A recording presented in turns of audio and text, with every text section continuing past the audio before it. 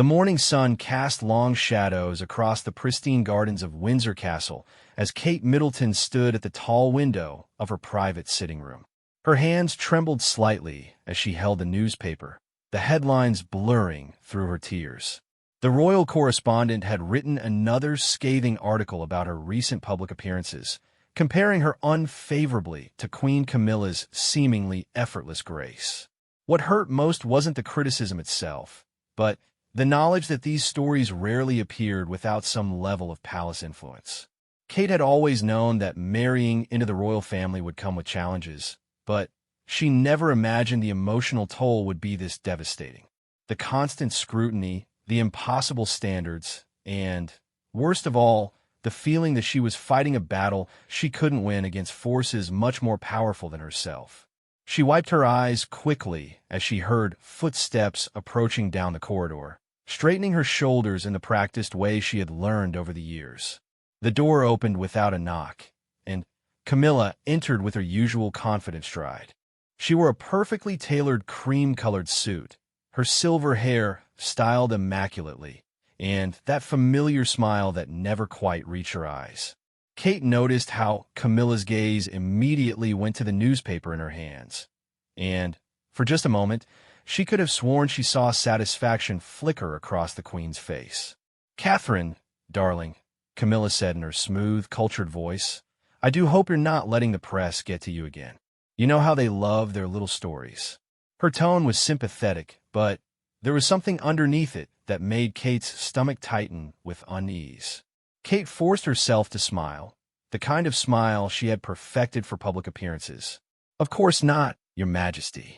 I understand it comes with the territory." But even as she spoke, she could feel her voice wavering slightly, betraying the emotional turmoil she was trying so hard to hide.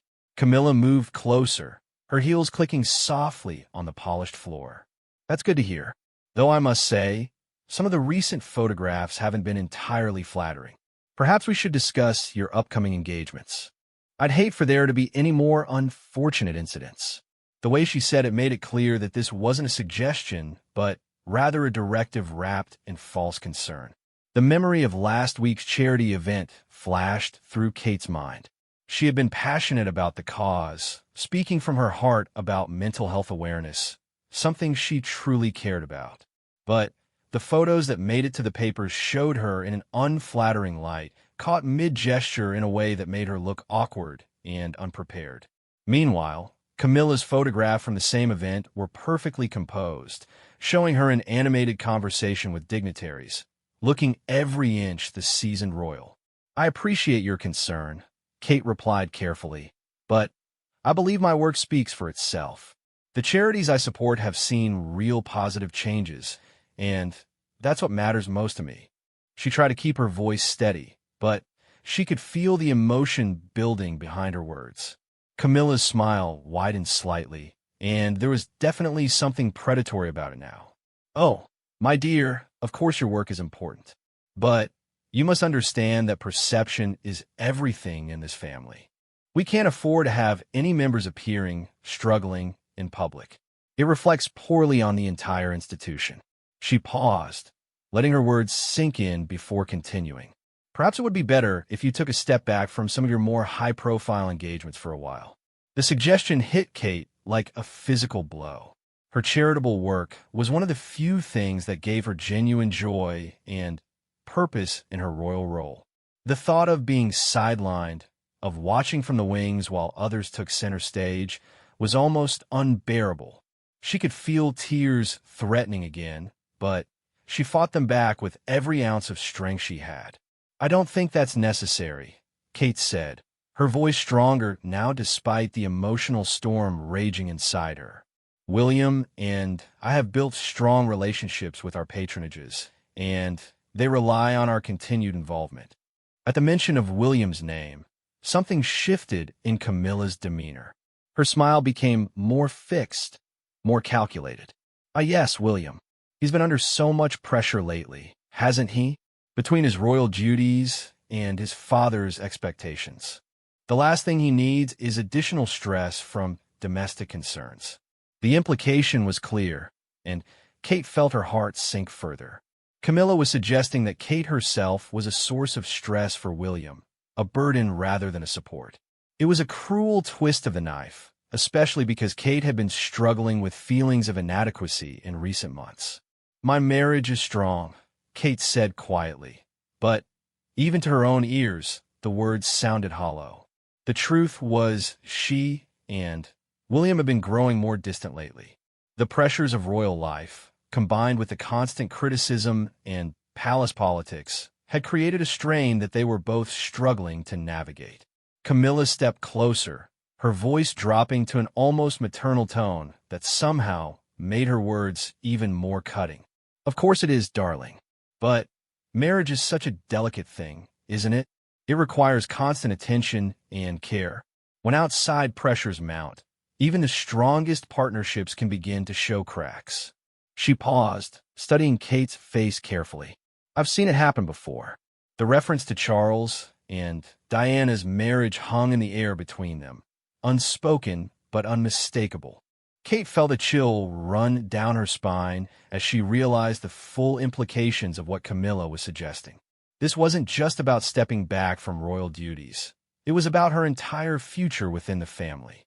"I should go," Kate said abruptly, moving toward the door.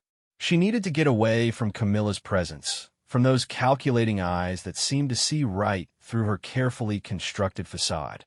"Of course," Camilla agreed smoothly. "Do take care of yourself, Catherine. And remember what we discussed about upcoming engagements. I'll be happy to help coordinate a more suitable schedule for you." Kate nodded without trusting herself to speak and hurried from the room. As soon as she was in the corridor, she pressed her back against the wall and closed her eyes, trying to steady her breathing. The conversation had left her feeling manipulated and small, but more than that, it had planted seeds of doubt that she knew would grow in the days to come. She walked quickly through the castle's grand hallways, past portraits of previous monarchs who gazed down at her with stern expressions. Each step echoed in the vast spaces, reminding her of how alone she felt in this enormous institution.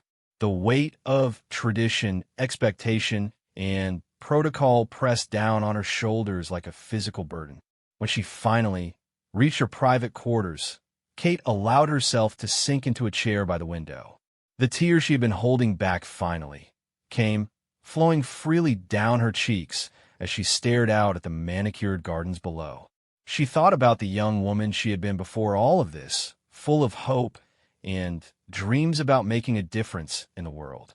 That woman seemed like a stranger now, lost somewhere in the maze of royal obligations and palace intrigue. Her phone buzzed with a text message from William, saying he would be late for dinner due to an unexpected meeting with his father. Kate stared at the message, wondering if this was just another excuse to avoid the growing tension between them. She set the phone aside without replying, too emotionally drained to pretend everything was fine. As evening approached, Kate found herself thinking about Camilla's words again and again. The suggestion that she was a source of stress for William, that her struggles were affecting the family's reputation, that perhaps she should step back from the work that gave her purpose. Each thought felt like another weight added to an already crushing load. She remembered the early days of her relationship with William, when she had believed that love would be enough to overcome any obstacle.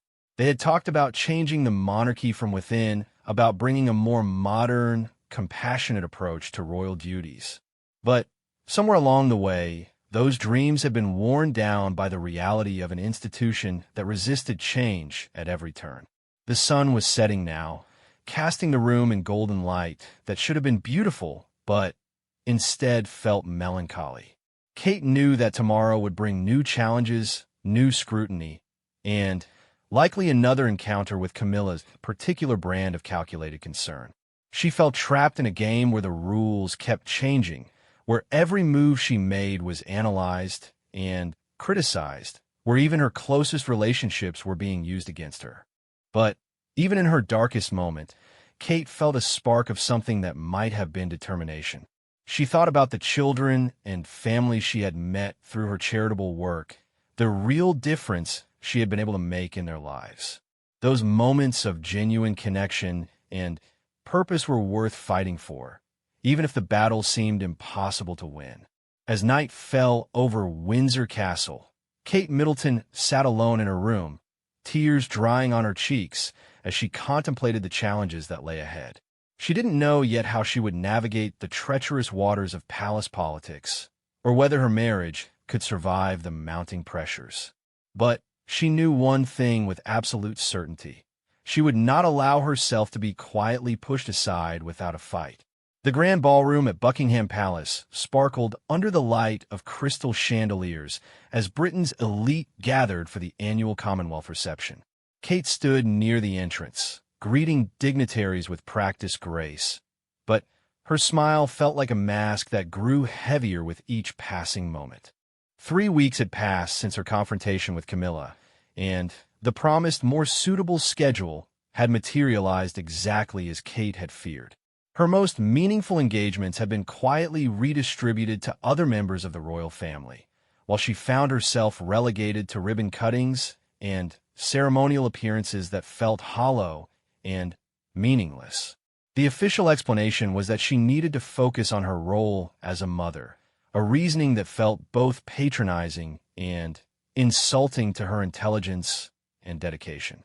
William moved through the crowd several feet away, engaged in animated conversation with the Australian High Commissioner. Kate watched him, noting how relaxed and confident he appeared when he wasn't caught in the crossfire of palace politics. She longed to approach him, to share her concerns about the changes to her schedule, but lately their conversations about royal matters have been strained and brief. "Catherine, how lovely you look this evening," came a familiar voice from behind her. Kate turned to see Camilla approaching, resplendent in a deep blue gown with the Queen Mother's sapphire tiara glittering in her silver hair. Her smile was warm and public-ready, the perfect image of a caring stepmother-in-law. "Thank you, Your Majesty," Kate replied, inclining her head slightly. "The reception is beautifully organized." "Yes, these events are so important for maintaining our Commonwealth relationships," Camilla agreed, positioning herself beside Kate as photographers began to take notice. "Though I imagine you're finding more time for family life now that your schedule has been adjusted. How wonderful for George, Charlotte, and Louis to have their mother more available." The comment was delivered with such apparent kindness that anyone overhearing would think it genuinely considerate. But Kate heard the underlying message clearly. She was being publicly positioned as someone who had chosen family over duty, rather than someone whose duties had been taken away. The manipulation was so subtle and skilled that Kate felt a grudging respect for Camilla's tactical abilities, even as anger burned in her chest. "Family time is precious," Kate managed to respond, "though I believe it's possible to balance both effectively." She kept her voice measured, aware of the microphones and cameras that might pick up their conversation. "Of course, dear," Camilla agreed with a knowing smile. "Though some of us are simply more naturally suited to the demands of senior royal life. It takes years to develop the instincts necessary for managing complex international relationships and sensitive political situations." Kate felt heat rise in her cheeks, but maintained her composure. The implication that she lacked the sophistication for serious royal work was delivered so smoothly that it would be impossible to challenge without appearing defensive or emotional. She was beginning to understand that Camilla operated like a master chess player, always thinking several moves ahead. "I've found that genuine passion for the causes we support can be just as valuable as experience," Kate said carefully. "Sometimes a fresh perspective brings new energy to traditional approaches." "How refreshing," Camilla replied, her tone suggesting the opposite. "Though tradition has served this institution well for over 1,000 years. Change, when it comes, should be gradual and carefully considered." She paused, letting her gaze drift meaningfully toward William. "We wouldn't want to risk damaging something so carefully built over generations." The threat was elegant in its subtlety.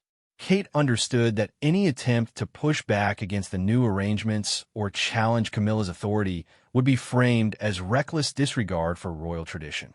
She was being cornered systematically, her options narrowed with each carefully orchestrated conversation.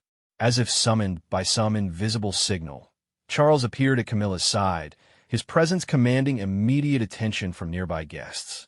Kate noticed how his face lit up when he looked at his wife, the same expression of adoration she had once hoped to see when he looked at his family as a whole. "Camilla, darling, the ambassador from New Zealand is asking for you," Charles said, placing a protective hand on his wife's elbow. "And, Catherine," he added, his tone noticeably cooler, "perhaps you could speak with the ladies from the Commonwealth Women's Association. There by the refreshment table."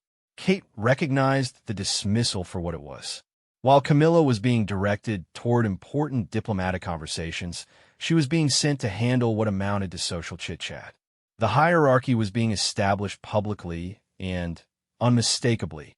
"Of course, Your Majesty," Kate replied, her professionalism never wavering despite the humiliation burning in her throat. As she walked toward the designated area, she caught sight of her reflection in one of the ornate mirrors lining the ballroom walls. She looked pale and strained, despite her careful makeup and elegant gown. The next hour passed in a blur of polite conversation and forced smiles.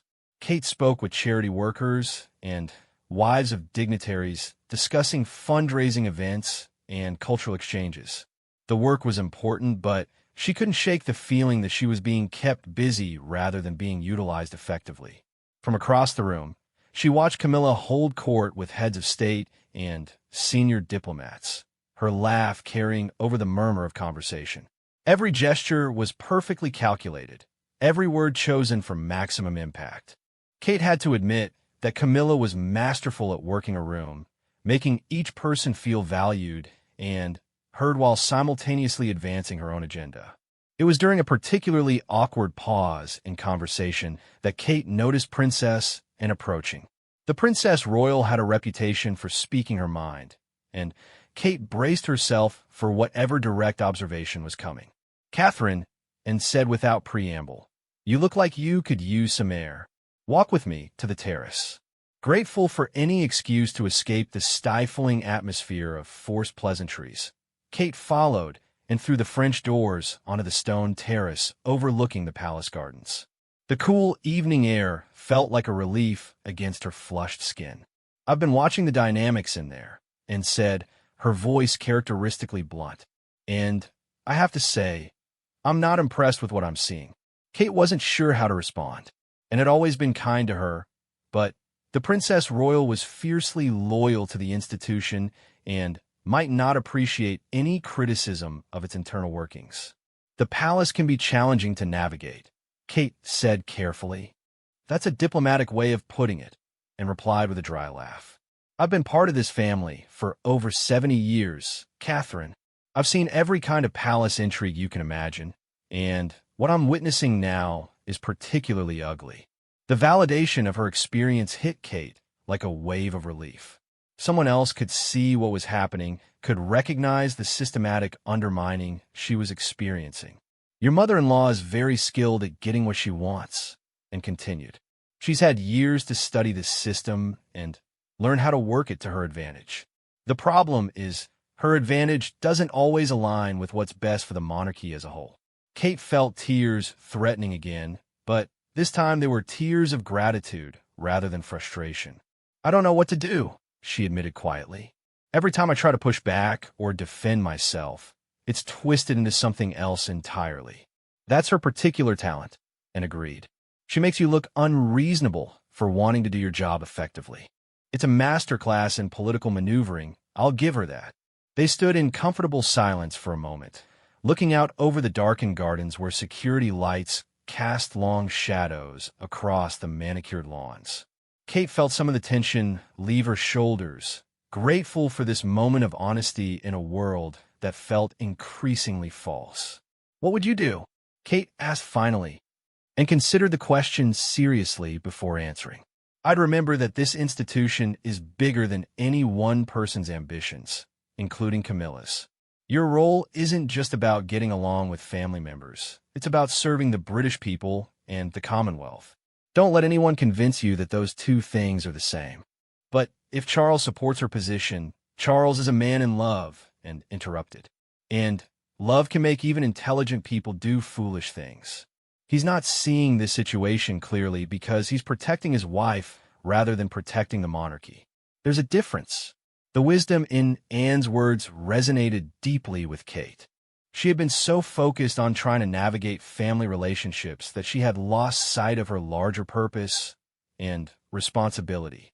The question you need to ask yourself, and continued, is whether you're willing to fight for your role in this institution. Because make no mistake, this is a fight. And if you're not prepared to engage, you'll find yourself pushed further and further to the margins until you're irrelevant. Kate thought about her children, about the example she wanted to set for them. Did she want them to see her as someone who gave up when things became difficult, or someone who stood up for her principles even when it was costly? "I am prepared to fight," Kate said, surprised by the strength in her own voice. "I just need to be smarter about how I do it," and smiled, the first genuine smile Kate had seen all evening. "Now you're thinking like a royal. This family has survived for over a millennium because we've learned to be strategic rather than just reactive. Use that intelligence of yours." As they walked back toward the ballroom, Kate felt something shift inside her.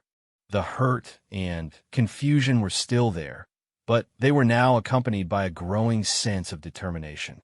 She would not allow herself to be sidelined without a fight, but she would fight on her own terms, with careful planning and strategic thinking.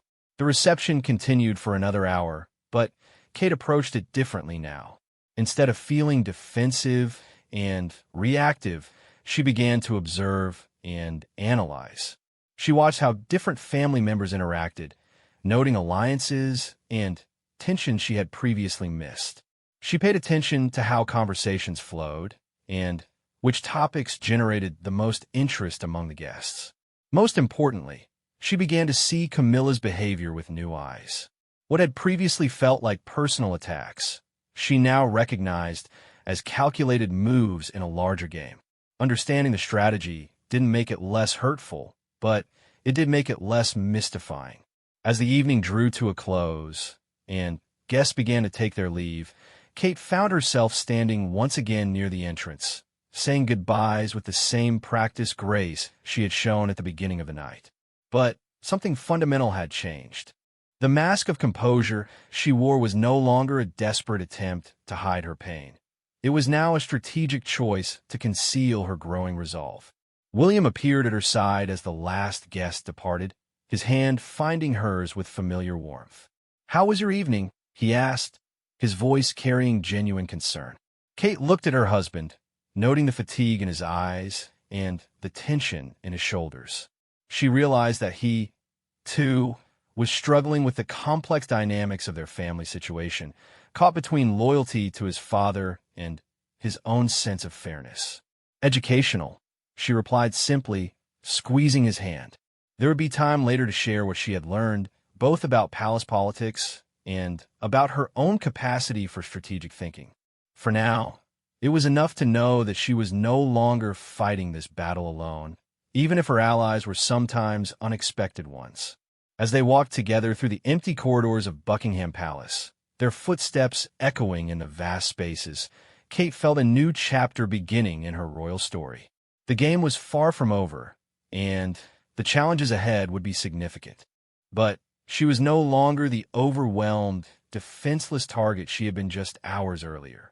She was beginning to understand the rules of engagement, and she was ready to play to win. The private family dinner at Sandringham was supposed to be an intimate gathering, just the core members of the royal family coming together for what Charles had described as a chance to reconnect and plan for the future. Kate had approached the evening with cautious optimism, hoping that perhaps the more relaxed setting would allow for honest conversation about the recent changes to her royal schedule. She had spent weeks since the Commonwealth reception quietly building support among younger members of the royal family and carefully documenting the impact of her reduced role on the charities she had been forced to abandon.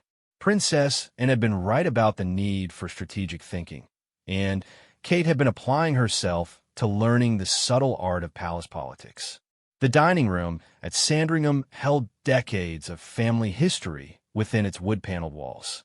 Kate sat across from Camilla at the polished mahogany table, noting how the queen consort had chosen to wear the queen mother's pearl necklace, a subtle but unmistakable symbol of her position as family matriarch.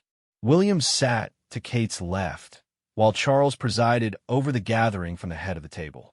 The conversation during the first course had been pleasant enough, focusing on the children's school activities and upcoming family holidays. But Kate could sense an undercurrent of tension, a feeling that this dinner had purposes beyond simple family bonding. "I've been thinking about our conversation at the Commonwealth reception," Camilla said as the main course was served, her voice carrying that familiar tone of concerned authority. "About finding the right balance between public duties and family responsibilities." Kate's fork paused halfway to her mouth. She had expected this topic to arise, but not quite so directly. "Yes, it's always a delicate balance," she replied carefully, glancing at William for support. "Indeed," Charles interjected, setting down his wine glass with deliberate precision. "And I think we need to have a frank discussion about expectations and responsibilities within this family." The formal tone suggested that this was not going to be the casual conversation Kate had hoped for. She felt her stomach tighten as she recognized the signs of a coordinated approach. William's expression had grown guarded, suggesting he might have some idea of what was coming. "Catherine," Charles continued, his voice taking on the authoritative edge he used for official business, "there have been concerns raised about your recent public appearances and their impact on the family's reputation." Kate felt her face flush, but she kept her voice steady. "I wasn't aware there had been any issues with my appearances. Could you be more specific about the concerns?" Camilla leaned forward slightly, her expression a masterpiece of sympathetic concern. "Darling, you know we all care about you deeply. But there have been several instances where your emotional state has been quite visible to the public. The photographs from the mental health charity visit, for example, showed you looking quite distressed." Kate remembered that event clearly.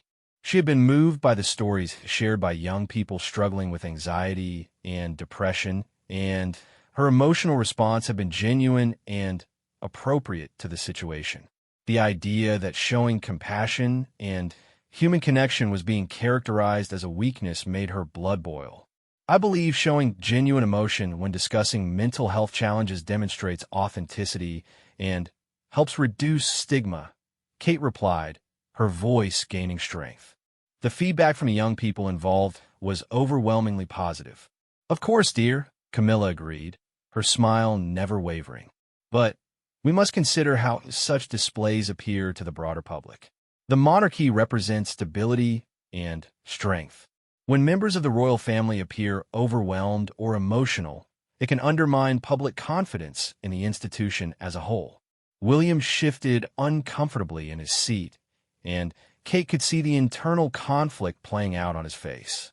She knew he agreed with her approach to mental health advocacy, but he was also deeply aware of the weight of royal tradition and his father's expectations. "I think Kate's approach has been effective in reaching younger audiences," William said carefully.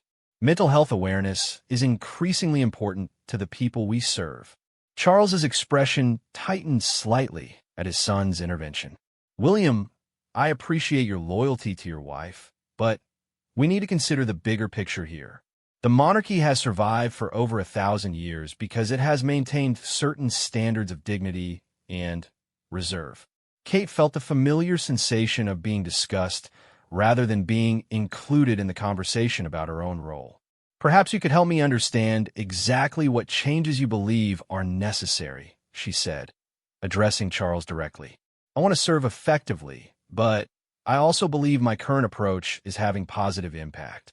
It was Camilla who answered, her voice carrying the smooth authority of someone accustomed to getting her way.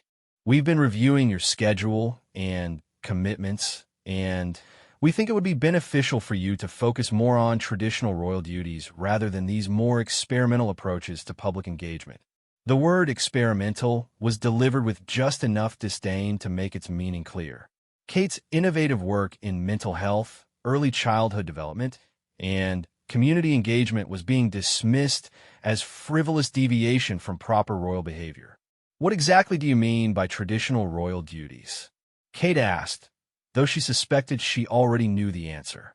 Ceremonial functions, charity galas, cultural events, Charles listed efficiently. Activities that showcase the dignity and continuity of the monarchy, rather than drawing attention to contemporary social issues that might be seen as politically controversial. Kate felt something break inside her at that moment. The work that gave her life meaning, the causes that had motivated her to embrace royal duty despite its challenges, were being systematically stripped away under the guise of protecting institutional dignity. Mental health awareness and child welfare are not political controversies, she said, her voice rising slightly despite her efforts to remain calm. They are fundamental human concerns that the monarchy should be proud to champion. Of course, they are important issues, Camilla agreed with patronizing sweetness. But perhaps they would be better handled by people with more specialized training and experience. Your role within the family is unique and valuable in other ways.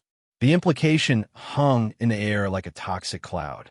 Kate was being told that she lacked the intelligence and capability to handle serious issues, that her value lay in being a decorative presence rather than a substantive contributor to royal work. William's hand found hers under the table, a gesture of support that felt like a lifeline in the growing storm. But when she looked at his face, she could see the conflict there. He was torn between defending his wife and maintaining family harmony, between his progressive instincts and his deep-seated respect for royal hierarchy. I think we should consider Kate's proven success in these areas, William said, his voice carefully diplomatic. The response to her work has been consistently positive, and she's built meaningful relationships with the organizations involved. Charles's face darkened at what he clearly perceived as continued defiance from his son. William, this isn't a matter for debate.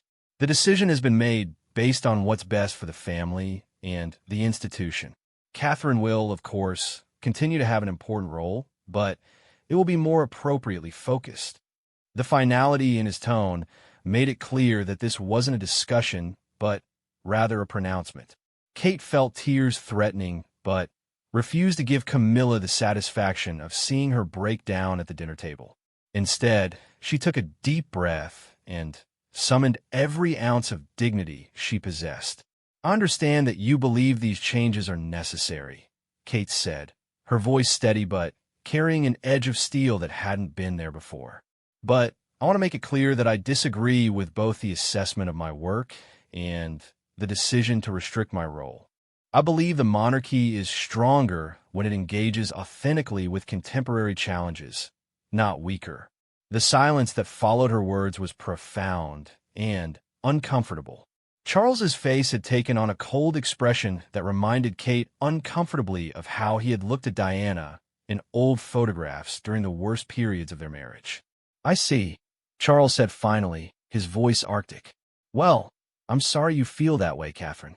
But I hope you'll come to understand that experience and wisdom sometimes require making difficult decisions for the greater good." Camilla's smile during this exchange had taken on a quality that could only be described as triumphant. She had maneuvered the conversation exactly where she wanted it, positioning Kate as stubborn and unreasonable while presenting herself and Charles as the voices of mature wisdom.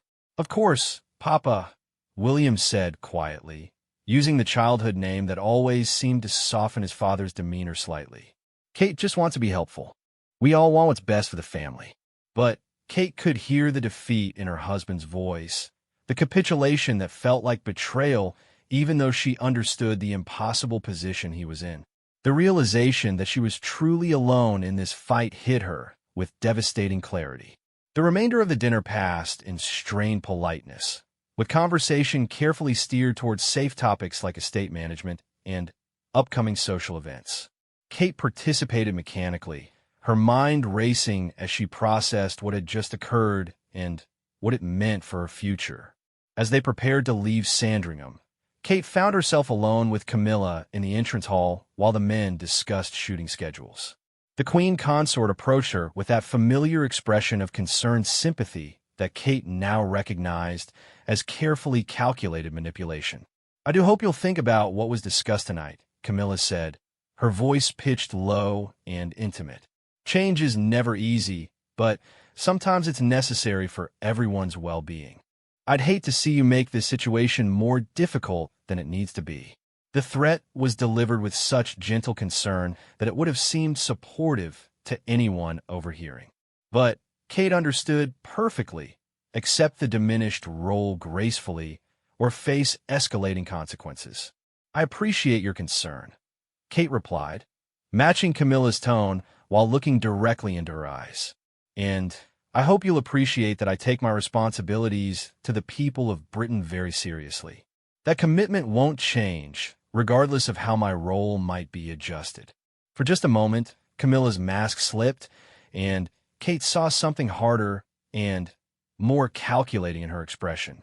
It was gone so quickly that someone less observant might have missed it, but Kate filed the image away as confirmation of what she was really dealing with. The drive back to their residence was quiet, with William seemingly lost in his own thoughts while Kate stared out the window at the dark countryside rolling past. She felt emotionally drained, but also strangely clarified. The dinner had stripped away any remaining illusions about what she was facing and what would be required to fight back effectively. When they finally reached home, William turned to her with an expression of exhausted regret. "Kate, I'm sorry about tonight. I know that was difficult." "Difficult doesn't begin to cover it," Kate replied, her voice hollow. "Your stepmother has just systematically dismantled everything I've worked to build, with your father's full support, and you sat there and let it happen." William flinched at the accusation, but he didn't deny it. What was I supposed to do? Challenge the king directly in front of everyone? That would have made things worse for both of us. So instead you chose to sacrifice my work and my dignity to maintain family peace, Kate said, the hurt finally breaking through her carefully maintained composure. "Do you understand what they're asking me to become? A decorative figurehead with no real purpose or impact." "That's not what they want," William protested, but his words lacked conviction. "Isn't it?" Kate challenged. "Because that's exactly what Camilla achieved tonight. She's neutralized me as any kind of threat to her position or influence. And she's done it with such skill that you're defending her reasoning even as you watch it destroy your wife's ability to contribute meaningfully to royal duty." William ran his hands through his hair, a gesture of frustration she knew well. "This isn't about Camilla. This is about maintaining family unity during a crucial period for the monarchy. My father is still establishing himself as king, and he needs stability." "At what cost?" Kate asked, tears finally spilling over. "My work matters, William. The people I've been helping, the causes I've been advancing, they matter. But apparently they matter less than keeping Camilla comfortable and unchallenged in her role as family matriarch." The argument that followed was their worst in years, filled with accusations and painful truths that had been building for months. William defended his father's position while trying to minimize the impact on Kate's role. Kate fought for recognition of her contributions and the value of her approach to royal duty. Neither could find a way to bridge the fundamental divide between family loyalty and individual principle. When they finally went to bed in exhausted silence, Kate lay awake staring at the ceiling and wondering if her marriage could survive this latest crisis. The woman who had once believed that love could overcome any obstacle was beginning to understand that some challenges required more than love to resolve. The next morning brought news that would change everything. Leaked details of the previous night's dinner conversation had somehow found their way into the tabloid press, complete with quotes that could only have come from someone who was present. The story painted Kate as a difficult and ungrateful family member who was resisting reasonable guidance from senior royals. As Kate read the article over breakfast, she felt the final pieces of her strategic understanding fall into place. This hadn't been a family dinner at all. It had been an elaborate setup designed to create a record of her supposed defiance and unreasonableness, providing justification for whatever came next. Looking up from the newspaper to see William's shocked expression, Kate realized that even he hadn't understood the full scope of what they were dealing with. Camilla's game was more sophisticated and ruthless than any of them had imagined, and Kate was only beginning to comprehend the rules of engagement she would need to master if she hoped to survive. The aftermath of the leaked dinner story created a media firestorm that dominated headlines for weeks. Kate found herself portrayed as a rebellious family member who was ungratefully resisting the wisdom of senior royals, while Camilla was painted as a patient stepmother trying to guide a wayward daughter-in-law. The narrative was so skillfully crafted that even Kate had to admire the strategic brilliance behind it, even as it devastated her public reputation. William's fury over the leak had been swift and volcanic. For the first time since their marriage, Kate saw her husband truly angry with his family, not just frustrated or disappointed, but genuinely outraged by what he now recognized as a calculated betrayal. The realization that someone at that intimate family dinner had deliberately fed information to the press had shattered his fundamental trust in the family dynamics he had grown up with. "This isn't just politics anymore," William had said after reading the fifth negative editorial about Kate's supposed ingratitude. "This is personal warfare, and they've crossed a line that can't be uncrossed." But Kate had moved beyond anger into something colder and more focused. The leak had been a tactical error on someone's part, revealing the true nature of the game being played. It had also galvanized support she hadn't expected, particularly from Princess and several younger members of the royal family who were privately expressing concern about the increasingly toxic family dynamics. The crisis came to a head 3 months later at the annual Trooping the Colors ceremony, traditionally a showcase of royal family unity and British pageantry. Kate had been assigned a position on the balcony that was clearly secondary to Camilla's central placement beside Charles, but she had accepted the slight without public comment, having learned to pick her battles more carefully. As the family assembled for the balcony appearance, Kate noticed the careful orchestration of positions and interactions.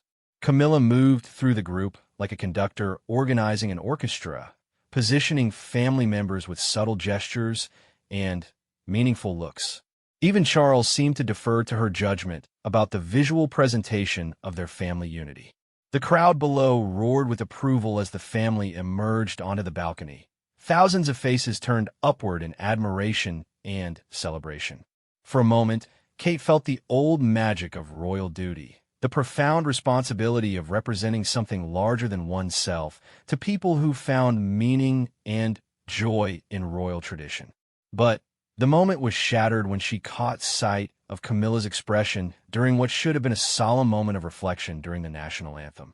The Queen Consort was looking not at the ceremony below or the flag being honored, but directly at Kate, and her smile held unmistakable satisfaction and triumph. The look lasted only seconds, but it crystallized everything Kate had come to understand about her position within the family.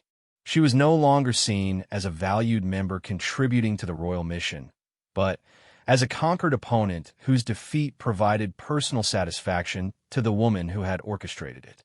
What Camilla couldn't have anticipated was that Kate had spent those 3 months not wallowing in defeat, but building a different kind of power base. Working through Princess and several influential courtiers who had grown concerned about the family's direction, Kate had been quietly documenting the impact of the changes to her role and gathering support from the charities and organizations that had been affected by her reduced involvement. The turning point came when a major mental health organization publicly questioned why the Princess of Wales was no longer involved in their work, praising her previous contributions and expressing hope for her return. The statement was carefully worded, but unmistakably critical of the recent changes to Kate's role, and it opened the floodgates for similar expressions of support from other organizations. Within days, Kate found herself at the center of a different kind of media narrative. Stories began appearing about the positive impact of her previous work, with detailed accounts of her contributions to mental health awareness, early childhood development, and community engagement. The coverage was too coordinated to be accidental, and Kate recognized Princess Anne's subtle hand in its orchestration. Charles's reaction to this counter-narrative was swift and predictably angry. He summoned Kate to a private meeting at Clarence House, his official residence, for what his secretary described as a discussion about appropriate boundaries for royal family members. Kate arrived at the appointed time, wearing her most conservative suit and carrying a folder of documentation about her charitable work. She had learned from previous encounters that emotion and spontaneous response were weapons that could be used against her, so she had prepared for this meeting with the thoroughness of a lawyer preparing for trial. Charles received her in his study, a room that managed to be both grand and intimate, filled with personal photographs and mementos from decades of royal service.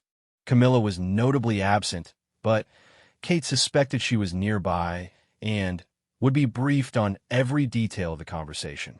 "Catherine," Charles began without preamble, "I think we need to address this recent media attention and what appears to be a coordinated campaign to undermine decisions made for the good of the family." Kate had anticipated this accusation and was prepared for it.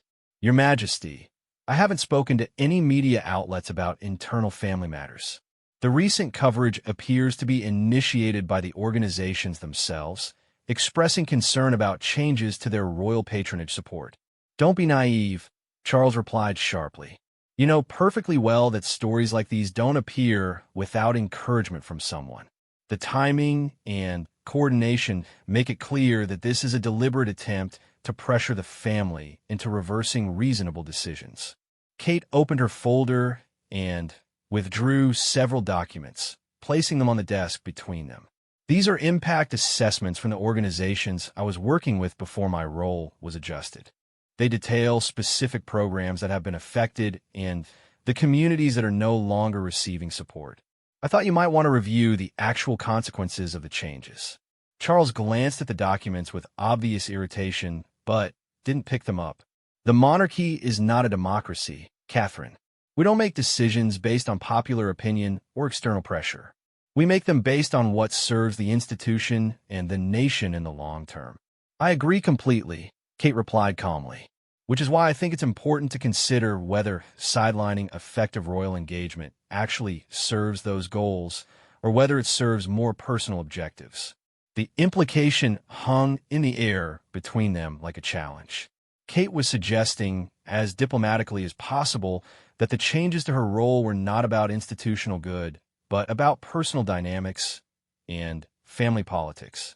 Charles's face darkened at what he clearly recognized as an accusation. "Are you suggesting that my decisions as head of this family are motivated by personal rather than professional considerations?" Kate met his gaze steadily, drawing on reserves of courage she hadn't known she possessed. "I'm suggesting that effective royal service should be evaluated based on results and impact, not on whether it conforms to someone's vision of traditional royal behavior. And I suppose you consider yourself an expert on effective royal service after barely more than a decade in this family." The dismissive tone was intended to put her in her place, but Kate had prepared for this as well. "I consider myself someone who has worked hard to understand and serve the needs of the British people through this role. The feedback from that work has been consistently positive, both in terms of public engagement and measurable outcomes for the causes involved." Charles stood and walked to the window, his back to Kate as he stared out at the garden. The gesture was clearly meant to signal the end of the conversation, but Kate remained seated, having learned that yielding physical space was often tantamount to yielding the argument. What you call positive feedback, others might characterize as inappropriate emotional display, Charles said without turning around. "The monarchy represents stability and continuity, not contemporary therapeutic approaches to public engagement." Kate felt a flash of anger at the reduction of her work to therapeutic approaches, but she kept her voice level. "The monarchy also represents service and compassion. When we distance ourselves from the human experience, we risk becoming irrelevant to the people we're meant to serve." Charles turned back to face her, and his expression was colder than she had ever seen it. "Irrelevant? Catherine, this institution has survived, and thrived for over 1,000 years without needing to reinvent itself every generation to chase popular approval. But it has evolved, Kate countered. Every generation of royals has found new ways to connect with their times while maintaining core values. What I'm doing isn't revolutionary, it's evolutionary. What you're doing is challenging decisions made by people with far more experience and wisdom than you possess, Charles replied bluntly. And that challenge is becoming disruptive to family unity and institutional stability. Kate realized that this conversation was not going to result in any change of heart or policy. Charles had made his position clear, and her arguments, however reasonable, were being interpreted as defiance rather than dialogue. "I understand your position," Kate said, rising from her chair with as much dignity as she could muster. "But I hope you'll understand that I cannot abandon my commitment to effective service just to maintain the appearance of family harmony." "Then, perhaps," Charles said, his voice taking on a formal tone that sent chills down Kate's spine, "you need to consider whether your vision of service is compatible with your role in this family." The threat was unmistakable and devastating. Charles was suggesting that if Kate could not conform to the diminished role that had been assigned to her, she might need to question her place in the royal family altogether. Kate felt the ground shift beneath her feet as she fully grasped what was being proposed. This wasn't just about her charitable work or public role anymore. It was about her marriage, her children's future, and her entire life as she had known it for over a decade. "I see," Kate said quietly, her voice betraying none of the emotional turmoil raging inside her. "Thank you for making your position so clear." As she left Clarence's house, Kate felt simultaneously devastated and liberated. The gloves were finally off. The real stakes of the conflict had been revealed, and she no longer had any illusions about what she was fighting for or against. The final confrontation came 6 weeks later at a private family gathering at Balmoral. William had been increasingly torn between loyalty to his wife and his father, and the strain was showing in every aspect of their relationship. Kate knew that something had to give, and she had spent those weeks preparing for whatever decision would need to be made. When Camilla approached her during a quiet moment in the castle's drawing room, Kate was ready for whatever would come next. "Catherine, dear," Camilla said with that familiar tone of false concern, "I've been thinking about our last conversation, and I wondered if you'd had time to reconsider your position." Kate looked at her stepmother-in-law with new clarity, seeing not just the manipulative tactics, but also the deep insecurity that drove them. Camilla's need to diminish others came from fear of being diminished herself, a pattern Kate now recognized as both tragic and dangerous. "I have given it considerable thought," Kate replied calmly, "and I've realized that you're right about one thing. We do have fundamentally different visions of what royal service should be." Camilla's smile widened, anticipating victory. "I'm so glad you've come to understand the difference," Kate continued, cutting off Camilla's premature celebration, "is that my vision is based on actual service to others, while yours appears to be based on protecting your own position and influence within this family." The accusation was direct and devastating, stripping away all the polite pretense that had characterized their previous encounters. Camilla's smile faltered as she realized that Kate was no longer playing by the rules of deferential politeness. "How dare you?" Camilla began, her voice rising in genuine anger for the first time. "How dare I what?" Kate interrupted, her own voice steady but carrying undeniable authority. "Refuse to be quietly sidelined? Continue to do work that actually matters to people? Or simply point out that your behavior toward me has been systematically cruel and self-serving?" The confrontation escalated quickly from there, with accusations and counter-accusations that had been building for years finally exploding into the open. William, drawn by the raised voices, arrived to find his wife and stepmother in a full-scale argument that could no longer be disguised as family disagreement about royal protocol. Charles appeared moments later, his face thunderous as he took in the scene of family harmony completely shattered. But instead of the devastation Kate had expected to feel at this moment of crisis, she found herself feeling oddly relieved. The pretense was finally over, the real conflicts were finally visible, and everyone would have to choose where they stood. The resolution, when it came, was not what anyone had anticipated. William, forced to choose between his father's expectations and his wife's principles, chose his wife. But more than that, he chose a different vision of royal service that aligned more closely with Kate's approach than with the traditional model his father preferred. The family meeting that followed was tense and painful, with accusations and ultimatums flying from all sides. But in the end, it was Camilla who overplayed her hand, making demands for Kate's complete subordination that even Charles recognized as excessive and counterproductive.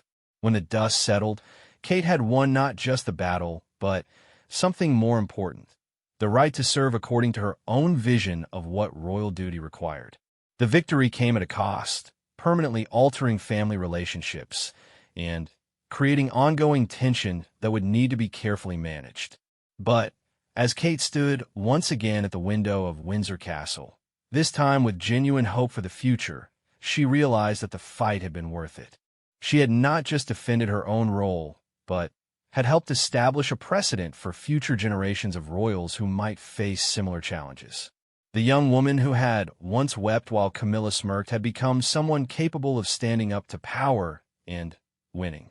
The transformation had been painful and costly, but it had also been necessary for her own dignity and for the kind of monarchy she wanted to help build.